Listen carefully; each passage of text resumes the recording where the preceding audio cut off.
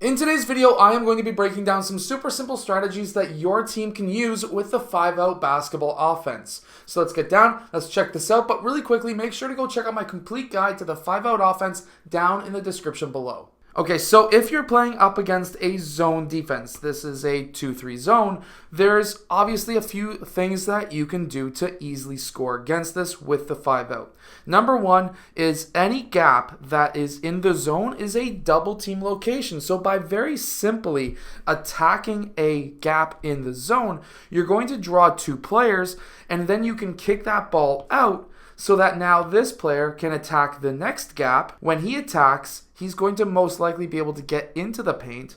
And then when he's able to get into the paint, now he has multiple different options available to him so that now we can kick that ball out for potentially an open three-point shot. Now, if your team's not a very good three-point shooting team, this next strategy could really help you. So let's say we're still going up against a zone defense. If we were to pass the ball over towards the wing, and when that ball gets to that wing, again, this is a double team location, but also we can really attack the post from here. And what I mean by that is this is going to be collapsing that defense. This is going to be moving the defense in that location.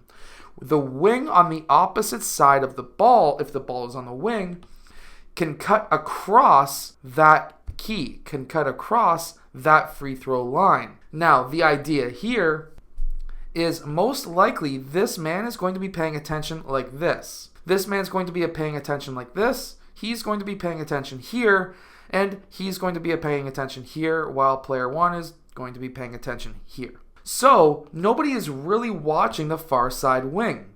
When he cuts across, this has to be a quick pass into player two because this is going to lift player five to guard player two because player five's zone is right there.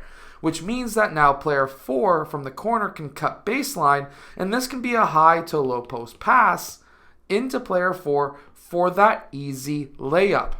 This is a very simple strategy that every single team should be using with the 5-out offense. So while the 5-out basketball plays may be very simple, like pass and cut, pass and screen away and things like that, you can really actually implement these strategies with those simple plays. So for example, pass and cut. Player one passes to player three and then he cuts to the rim. When he's cutting to the rim, he may potentially be open for that pass, which would then collapse the defense and kick the ball out for a three-point shot. Now, if that's not open, then player two will be filling the point. And then instead of having player five fill the wing, we'll still have player one fill out, but instead we'll have player one fill out and player five cut to the high post. When this happens, now we've done the exact same thing, except now the player comes from the corner because remember, these players are not necessarily paying attention to any player on this side. And then we can get that ball passed from player three into that high post. He could take that shot, or if this is collapsing the defense into the key, he could kick the ball out to player four. He could kick the ball out to player one, or depending on what these players along the baseline are doing, they could have player four or player one cut baseline. And if that's the case, this could be a high to low post pass once again. Because we have to remember that this weak side player, this would be the strong side because the ball's on that side, basically will have player four not paying attention to player one, and that will allow player one to be wide open underneath the basket for an easy layup. And this works against every zone as well. Now, the one zone that you will have issues running this against is my unbeatable defense because basically what will happen is it doubles the low post and traps the corners while leaving everybody out at the point and the free throw line extended and higher in single coverage. But make sure to go check out that Unbeatable Basketball Zone Defense book down in the description as well because that can really help your team win a ton of games. But with this same strategy, you can still go pass and cut, where now, if player one cuts to the basket, if player four doesn't rotate fast enough, again, this could be an easy layup. But if he rotates fast enough and covers that post on that side, well now, player two is moving up to the point, so player one is going to be worried about that swing pass. And then you're going to have still the ability to have player 5 go to that high post.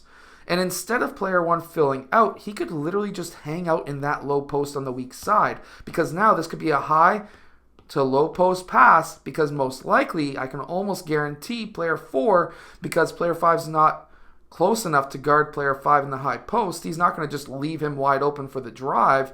He's going to cover player 5, and if player 2 doesn't rotate down fast enough to cover player 1, this could be a very easy high to low post pass for player 1 to be able to get that layup. These strategies can help your team win a ton of games just by cutting to the high post in the 5-out offense, because the high post is one of the most deadliest locations on a zone. Anyways, make sure to go check out my 5-out complete guide down in the description below, but also my unbeatable zone defense book that basically traps the corners and doubles the low post without leaving any players open.